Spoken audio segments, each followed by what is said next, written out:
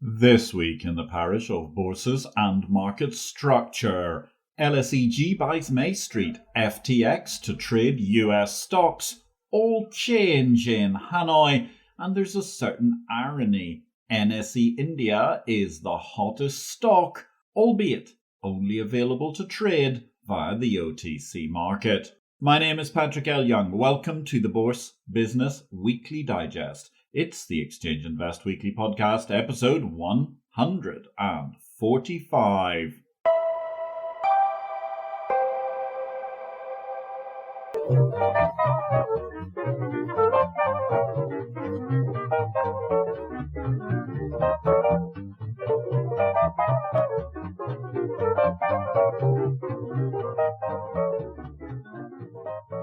Good day, ladies and gentlemen. This is a very brief reduction of highlights amongst the key headlines from the week in market structure. All the analysis of the many events of the past 7 days can be found in Exchange Invest Daily Subscriber Newsletter, the unique guide to the bourse business sent daily to your inbox. More details at exchangeinvest.com.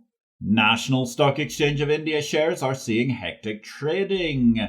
Apparently, tax evaders are having a field day at the same time, according to other missives in India of late. The heavy trading in NSE is, of course, quite fascinating for the simple reason that, with lot sizes now as small as 500 shares, previously it was 10,000, that's encouraged a lot of dealing and a lot of dealing amongst retail investors. Of course, the irony there is the National Stock Exchange is still trading on the over-the-counter market privately due to SEBI reluctance to sanction an IPO for over a decade and more.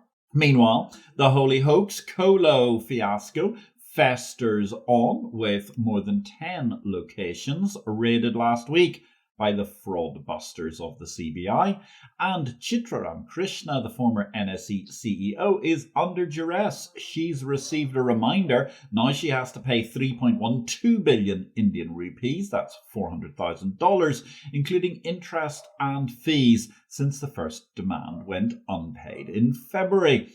Presumably Wi-Fi is poor in her cell to access internet banking. Over in Russia, they are lifting their short selling ban from June the 1st.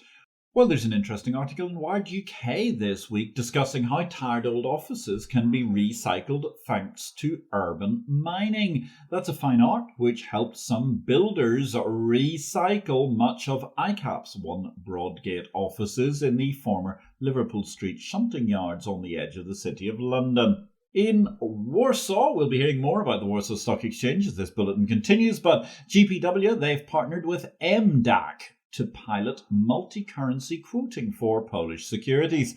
I always thought multi-currency trading of stock was a no-brainer at the exchange level, and I've been saying so for the past 20 years. But adoption has taken a while longer. At least the good news is GPW, the Warsaw Stock Exchange, are amongst those in the forefront.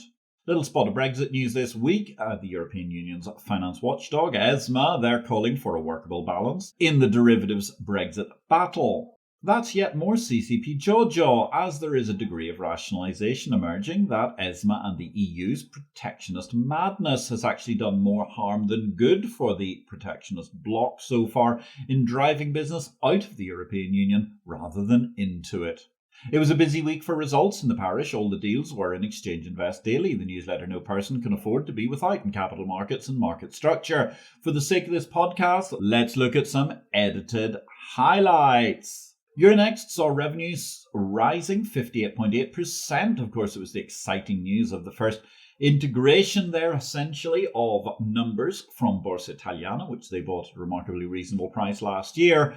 While at the same time, we had results which showed the Warsaw Stock Exchange itself was essentially fairly flat, and Colombia came in with profits up 44%, and indeed EBITDA was up 50% at the Tel Aviv Stock Exchange this first quarter of 2022. Thanks for listening to Exchange Invest Weekly. We welcome your feedback. You can contact me directly, patrick@derivativesvision.com, with any comments. Meanwhile, if you enjoyed this show, we would welcome you giving us a thumbs up, or if you have time, a positive review will always be welcome wherever you find this podcast.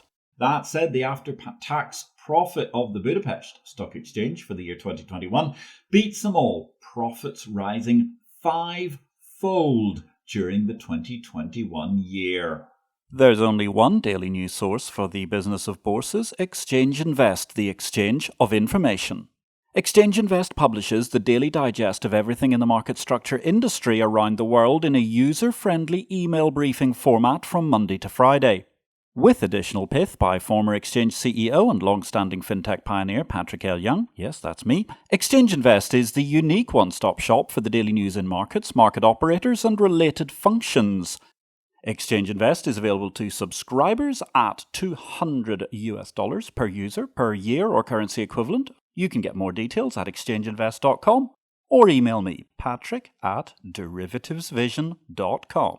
New market news this week. The Ethiopian Securities Exchange's creation is moving a step closer.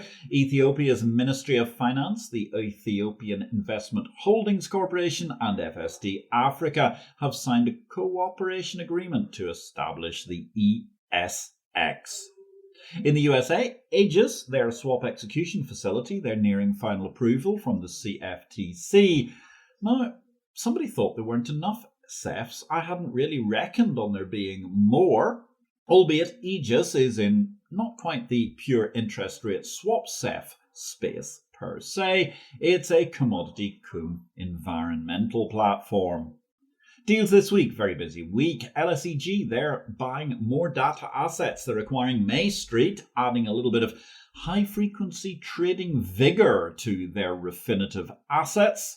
Valerium, of which yours truly happens to be a director, they've announced that they're advancing their Gibraltar Stock Exchange acquisition and awaiting the permission from the regulators, the Gibraltar Financial Services Commission.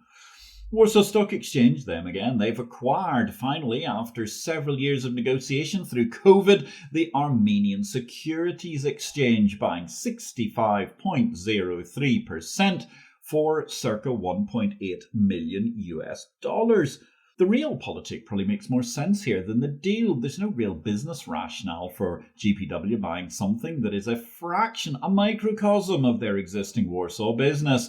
However, methinks the Armenian government, which had quietly bought out Nasdaq OMX a few years back, are playing politics given the huge losses they incurred in Nagorno-Karabakh during the lightning 2020 war, where the Turkish-backed Azerbaijan made good use of the Bayraktar drones that are now integrally useful to Ukraine's defense against Russia.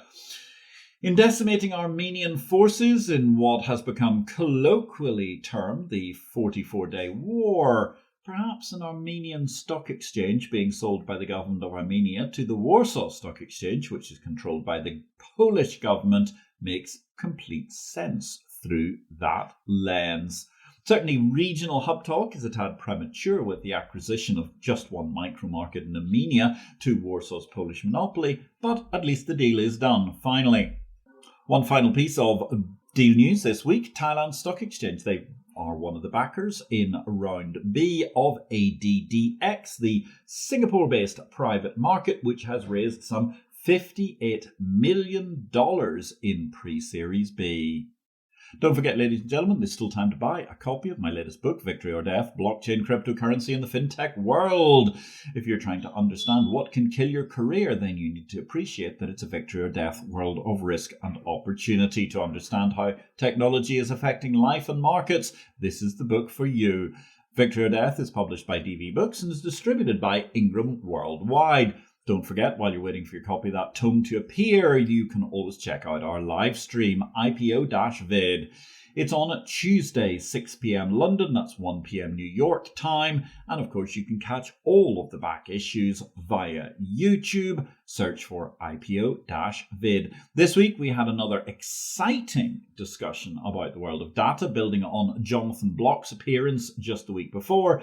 We were discussing delivering SaaS, software as a service, through TT with the Chief Executive of Trading Technologies, Keith Todd. Coming up this Tuesday, bourses as businesses, good or bad. And our special guest is going to be the former CEO of the Berlin Börse, Arthur Fischer.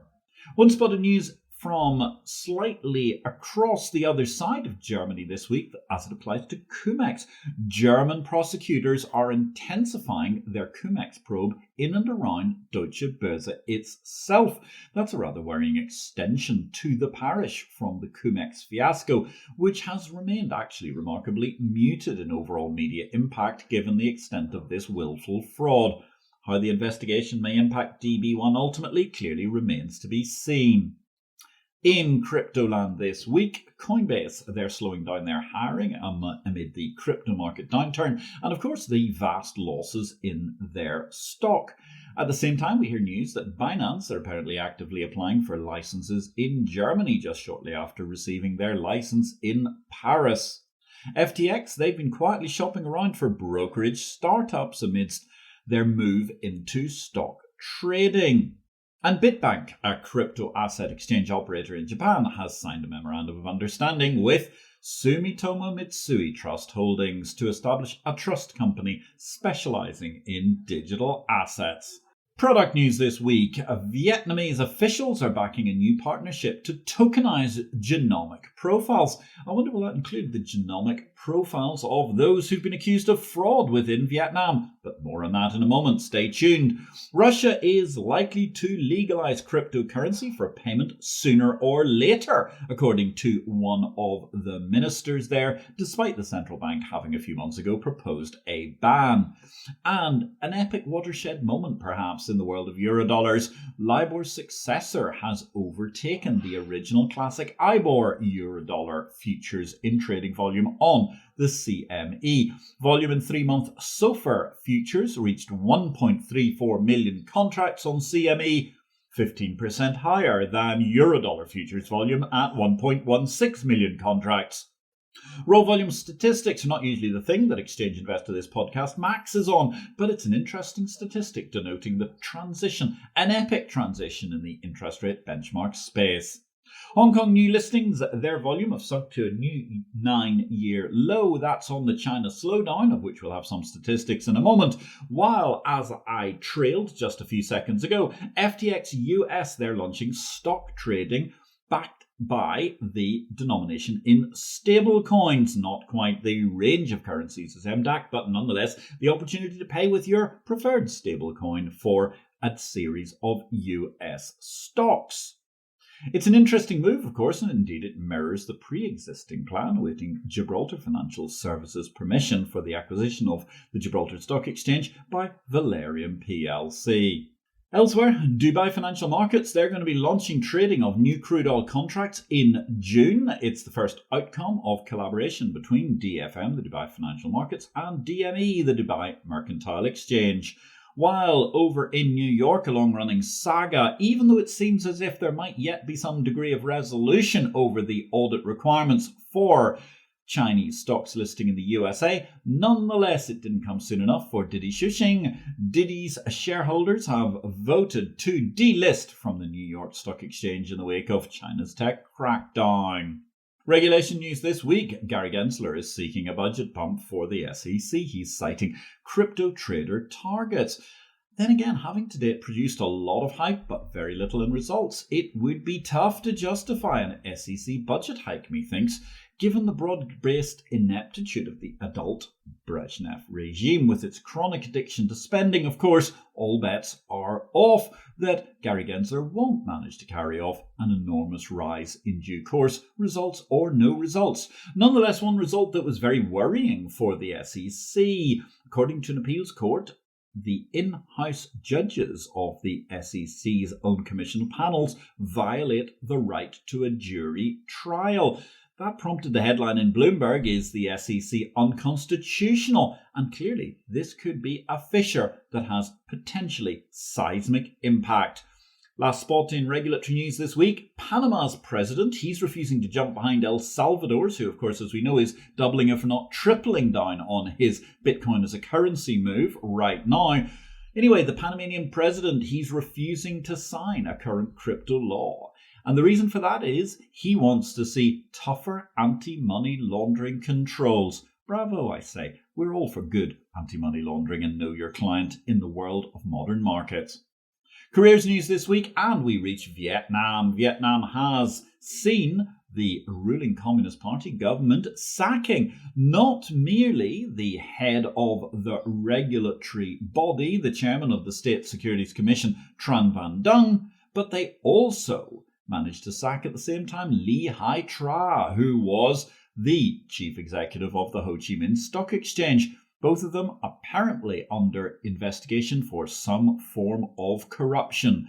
Deputy CEO Tran An Dao, congratulations to her. She's been appointed as the new CEO of the Ho Chi Minh Stock Exchange. Another appointment in Sri Lanka this time. They've got a new stock exchange chairman, Dilshan Weerasekara, who's a director and chief executive officer of First Capital Holdings. He's been appointed chairman of the Colombo Stock Exchange from June the 24th, taking over from Dumath Fernando, who served his 4-year term. The BitMEX co-founder and ex-CEO Arthur Hayes, his sentencing was this week. He managed to get away with just 6 months detention by house arrest after breaching the Bank Secrecy Act. Frankly, strikes me as a lucky escape. The US, one would have thought, has missed an open goal to truly punish those who dealt without licensing in the exchange market. But then again, many of those self-same people who escaped even the fate of the hapless Arthur Hayes are indeed nowadays to be found in and out of Washington, D.C., lobbying almost daily. And in Big World this week, well, news from Atlanta. The Alliance Theatre, they had a world premiere of a musical adaptation of a very famous movie centred around the floors of the New York exchanges, trading places. Big swap there, they're putting women in charge in the roles. In other words, Duke and Duke has morphed into Duchess and Duchess for the musical stage version of Trading Places. And indeed, we have a quick update, as I said earlier, on that Shanghai lockdown, which is now being eased. During the month of April, car dealers in the Chinese megacity reported total gross sales of 0. Yep, that is 0 new automobiles were sold in the megacity of Shanghai during the entire lockdown month of April 2022. And on that mysterious and magnificent note, ladies and gentlemen, my name is Patrick L. Young, creator of exchanges the world over, advisor to bourses, and publisher of Exchange Invest, the water cooler of the bourse business, brought daily to your inbox. Thank you for listening. We'll be back next week with the Exchange Invest Weekly Podcast, episode 146. Have a great week in life, blockchain, and markets.